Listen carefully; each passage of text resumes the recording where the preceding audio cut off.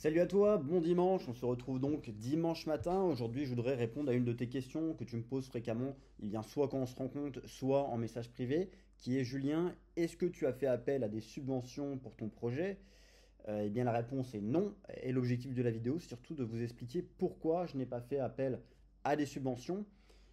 Petite parenthèse avant de commencer, je suis un simple investisseur immobilier qui vous partage comment il a pris sa décision. En aucun cas, je suis un expert de la subvention. Je vous partage juste les fruits en fait de ma réflexion. Et puis voilà, je ne fais pas partie d'Action Logement, de l'ANA. Donc rapprochez-vous d'experts locaux sur le sujet. Et puis si vous êtes, d'ailleurs s'il y a des experts qui passent sur la vidéo, n'hésitez pas à partager votre point de vue dans l'espace commentaire. Alors, je vais vous présenter tout d'abord le projet en lui-même. C'est un immeuble que vous connaissez bien, hein. Je le présente sur la chaîne YouTube sous la forme d'une playlist qui porte sur la rénovation de ce projet. C'est un immeuble donc de 16 à 17 logements. Je dis ça parce que voilà, il est en pleine restructuration. On fait vraiment évoluer les espaces. On part d'un immeuble, je ne sais pas si vous pouvez vous montrer, qui paraissait pas propre, hein, loin de là, mais qui paraissait vieillissant. Les planchers étaient pas droits, il y a vraiment tout à refaire. Donc voilà, on refait des planchers neufs. Voilà, ça c'était les planchers avant. Et puis voilà, ça c'est les parties communes avant. Voilà, c'était propre entre guillemets, c'était pas neuf, c'était très vieux. Mais on fait le choix vraiment de tout gratter, remettre à nu, refaire des planchers pour partir sur un projet sain. Maintenant, je vais vous présenter tout d'abord. Alors moi, je m'étais rapproché d'un organisme qui s'appelle le CDHAT. C'est un organisme, c'est une association. Il faut savoir que si vous voulez vous faire accompagner dans la recherche des aides qui peuvent vous être attribuées, vous avez soit des acteurs privés, comme la société Wimob que je vais mentionner en fin de vidéo, mais aussi des acteurs locaux, comme cette association qui va venir sur place, qui va regarder l'état des logements et qui va vous faire une estimation de ce que vous pourriez obtenir.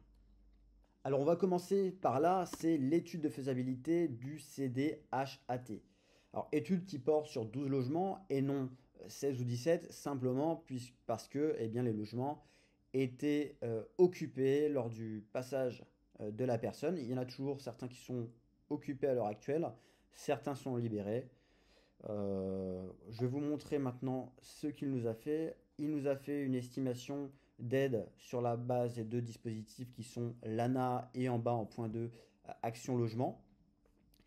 L'ANA, ici, on a une petite phrase introductive. Vous voyez que j'ai deux pages. Alors, hypothèse 5 appartements. 5 appartements, ça c'est une erreur de la personne, hein. On voit bien qu'ici, il a appliqué l'étude à l'ensemble des logements concernés. Et pareil, hein, ici, hypothèse 2 appartements en log 2, mais en réalité, il l'a appliqué à l'ensemble des logements. Donc, log 1, log 2, dans le cadre de l'ANA, c'est quoi?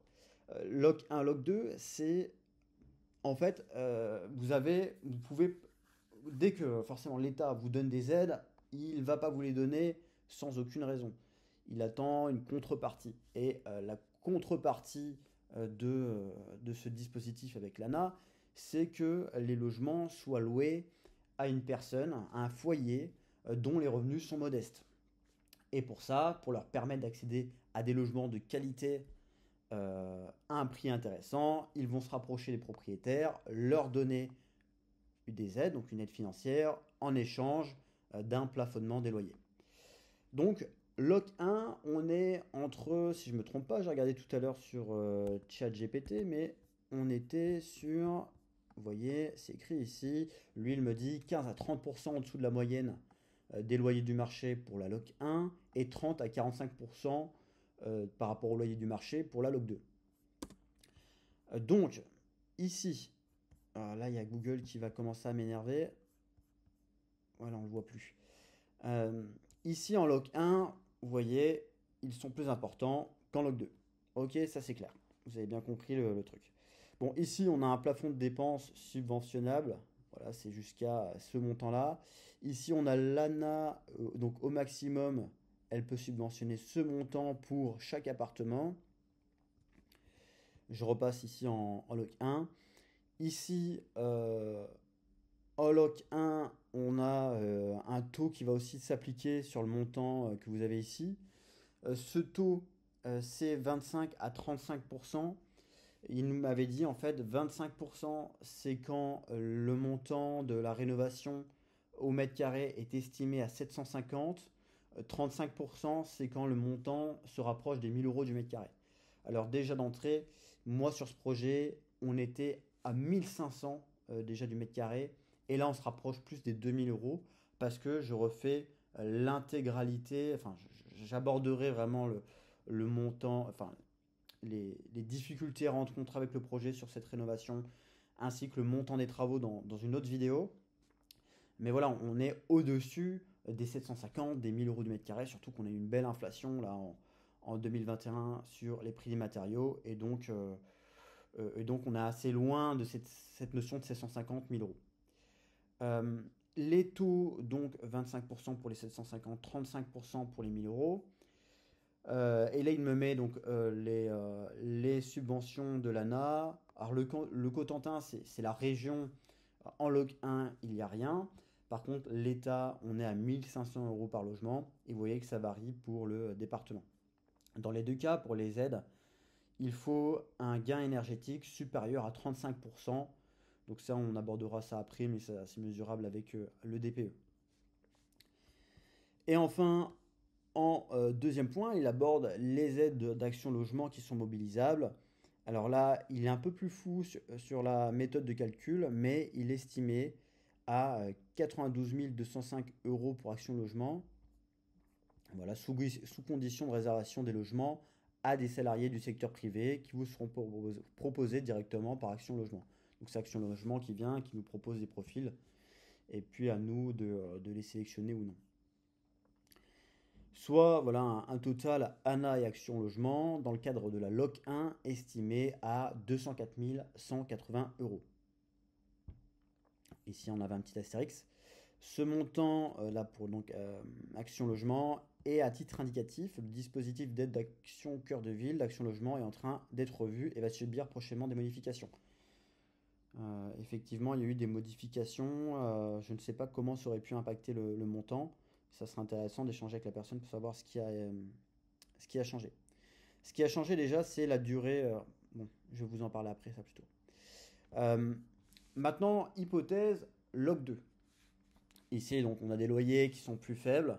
Et globalement, je ne vais pas vous refaire le détail du tableau, mais on a le droit à aussi des aides, cette fois du Cotentin, donc de la région, qui vont s'ajouter et qui sont de 27 000 euros. C'est pour ça qu'on augmente par rapport à la loc 1.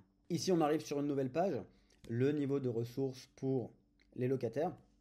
Forcément, vous le savez que quand on a des loyers qui sont conventionnés, eh bien, on doit sélectionner des candidats qui vont rentrer dans ces cases-là. Donc, le revenu fiscal de référence maximum pour une personne seule en loc 1 est de 28 876 euros par an et 21 139 euros en loc 2. C'est vraiment rien du tout.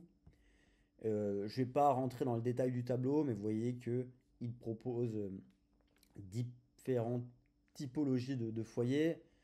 2 personnes seules, 3 personnes, personnes à charge, 100 personnes à charge. Et là, on a toute une série d'informations importantes que j'ai envie de souligner. Le projet de travaux est d'un montant supérieur à 1000 euros, à 100 000 euros hors taxe. Donc c'est le cas, hein, parce que là on était à peu près 400 000 euros sur ce projet. Donc une mission de maîtrise d'œuvre sera obligatoire. Donc il faut payer le maître d'œuvre. Surface utile estimée. Donc là ils ont fait effectivement une étude sur la base de devis, de plans qu'on avait fait provisoires, hein, c'était pas les plans définitifs. Et donc il m'a dit que voilà, c'était en attente des plans définitifs, sous réserve de l'accord de la CLAH et des devis définitifs.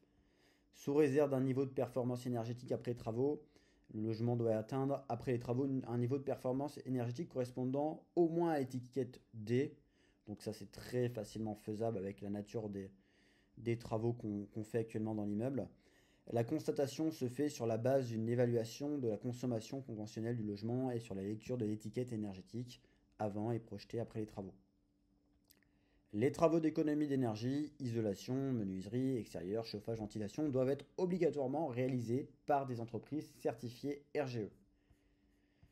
L'octroi, d'ailleurs, petite parenthèse, n'hésitez pas à vous abonner parce que en ce moment je suis en train de faire un autre projet où cette fois on fait le choix des aides et par contre où là je me fais donc accompagner par des entreprises RGE. Donc c'est intéressant d'avoir le contraste. Je ferme la parenthèse. L'octroi des aides aux travaux est conditionné à la signature par le propriétaire bailleur d'une convention à loyer maîtrisée avec l'ANA. La durée de la convention entre le propriétaire bailleur et l'ANA est de 6 ans et de 9 ans si une aide d'action logement est demandée. Alors aujourd'hui, je crois qu'on est passé sur 6 ans, hein, depuis justement ces changements, vous savez, où je n'ai pas voulu l'aborder tout à l'heure, mais voilà, c'est en train de subir des changements, des modifications, et je vous confirme qu'aujourd'hui, on n'est plus sur 9 ans, mais on est sur 6 ans.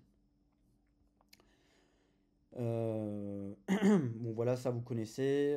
En gros, ce qu'ils disent, c'est que vous êtes marié avec eux pendant 6 à 9 ans, que vous devez louer votre logement à des personnes à revenus réduits, et puis surtout, si vous faites le choix d'Action Logement, c'est des salariés du secteur privé qui seront proposés par Action Logement. Alors maintenant, on va rapidement dérouler le pourquoi j'ai fait le choix de ne pas choisir de subvention. Eh bien simplement parce que j'ai 5000 euros de mensualité par mois pour ce projet. 5000 euros, tu vas réduire, tu vas quand même avoir 2800 euros de loyer en loc 1 qui vont permettre de le payer. Mais après, donc, tu as une perte quand même mensuelle de 2200 euros. Donc, c'est-à-dire que tous les mois, eh bien, il va falloir faire un apport de 2200 euros. Alors, en réalité, j'ai déjà des logements qui sont loués en location traditionnelle et qui vont me permettre de rembourser un peu ces 2200 euros. Alors, ils sont à 892 euros.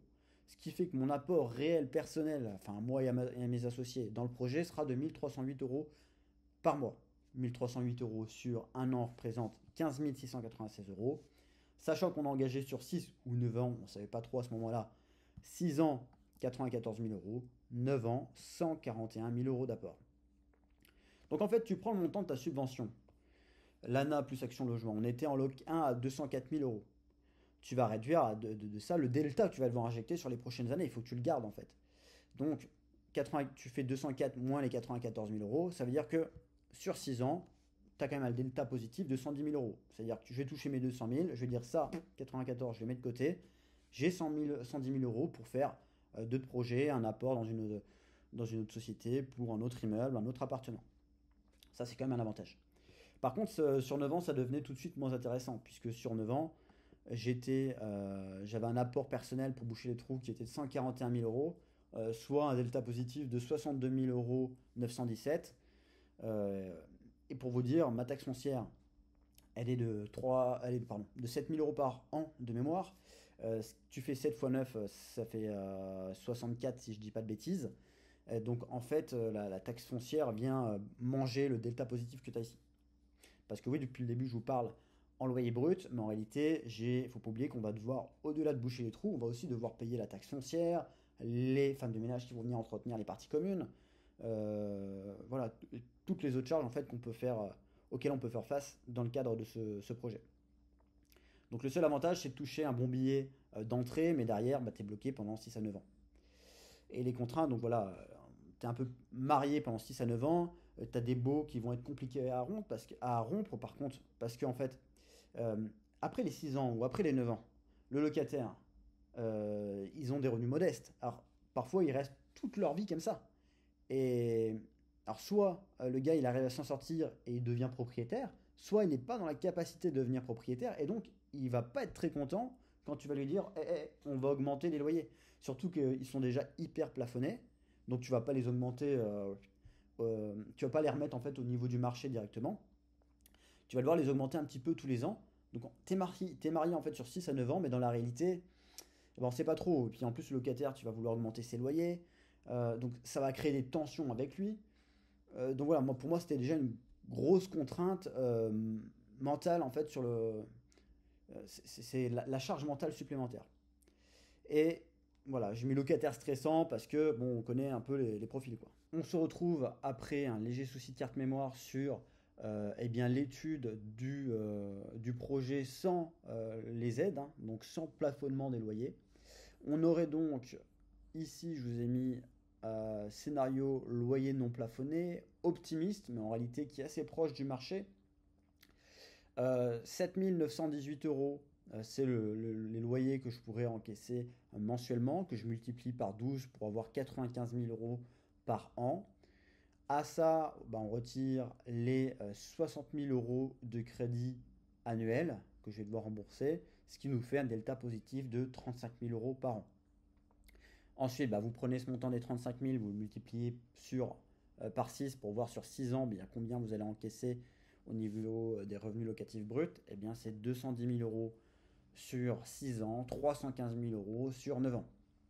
Donc, si on compare déjà ici, vous voyez, on était à 110 000 euros sur 6 ans et avec sans les aides, on a 210 000 euros sur 6 ans. Donc c'est quand même 100 000 euros de différence. Bon, la différence, c'est que tu as quand même 100 000 euros upfront, directement. Je veux dire, tu termines ton projet, tes subventions, elles te sont envoyées directement. Donc tes 100 000 euros, tu n'es pas obligé d'attendre plusieurs années pour les avoir. Tu les as directement. Et donc ça, je te l'ai dit peut-être par... je ne sais plus si je te l'ai déjà dit, mais c'est intéressant pour faire d'autres projets. Et puis ici, on a les 315 000 euros sur 9 ans qui sont naturellement beaucoup plus importants que les 62 000 euros qu'on avait sur 9 ans avec les aides. Scénario pessimiste. Scénario pessimiste, donc j'ai considéré 74 400 euros par an contre 95 000 euros, donc 20 000 euros de moins que mon scénario optimiste. Ça nous faisait quand même un delta positif de 14 400 euros par an, ce qui nous fait 86 000 euros sur 6 ans, 129 000 euros sur 9 ans. Et donc, eh bien, on restait. C'était bon, dans le cadre du coup du 6 ans, là, c'était pas forcément. Ça semblait plus intéressant d'avoir. Si on se base juste sur le montant et pas sur les autres contraintes, ça semblait plus intéressant de faire le choix du subventionnement, hein. Par contre, pour ce qui est des 9 ans, eh bien là, on est quand même dans un scénario plutôt intéressant, même dans le cadre pessimiste, eh bien de ne pas faire le choix des aides. Voilà, j'espère que vous avez compris le choix, hein, autour de enfin, les arguments autour de cette décision. Je voulais quand même vous montrer un dernier truc qui est ça. Hop. Je voulais vous montrer ce document. J'ai quand même réussi. Vous voyez, là, la façade, elle est comme ça. Donc, on a les évacuations qui passent en façade. On a, euh, on a vraiment un truc pas très joli, hein, avec un ancien commerce qui se situe ici. Moi, je refais un ravalement. Et donc, pour ça, j'ai quand même demandé des aides locales. Vous voyez ici, voilà, on part de ça et ça va arriver à ça. On va avoir un truc vraiment sympa avec deux styles différents. Je vous l'ai déjà dit sur la série de vidéos de la rénovation. Eh bien, on a un accord de principe ici qui me dit, bon, c'est pas grand chose, hein, je crois qu'on est environ à entre 10 et 15 000 euros pour la façade. J'ai quand même 1270 euros de la mairie, puisqu'on vient embellir la ville et donc ils nous soutiennent. Donc c'est toujours bon à prendre. Et ça, c'est sans conséquence sur la typologie des locataires, etc. C'est vraiment une aide qui est versée puisqu'on vient embellir, on va dire, le domaine public. Je vous souhaite un bon dimanche, j'espère que vous a plu. N'hésitez pas à laisser un petit commentaire pour me soutenir. Je vous dis à la prochaine, salut.